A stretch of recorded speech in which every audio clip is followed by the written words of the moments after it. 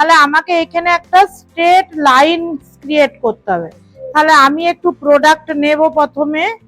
দেখো এইখান থেকে শুরু করব,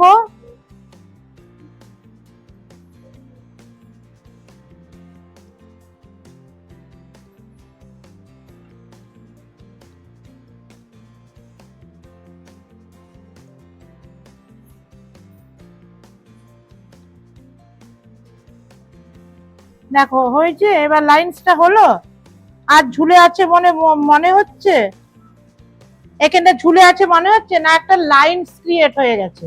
তাহলে এই লাইনটা তোমাদেরকে তৈরি করতে হবে নিট এন্ড ক্লিন।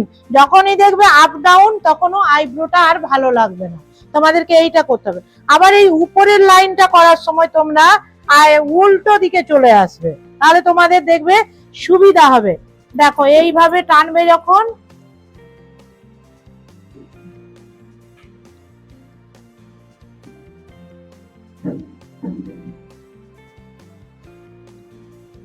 আড়াল হচ্ছে না আর। আর যদি আমরা ওই ধার থেকেই করতে যাই, আড়াল হয়ে যাবে, আইব্রোতে লেগে যাবে।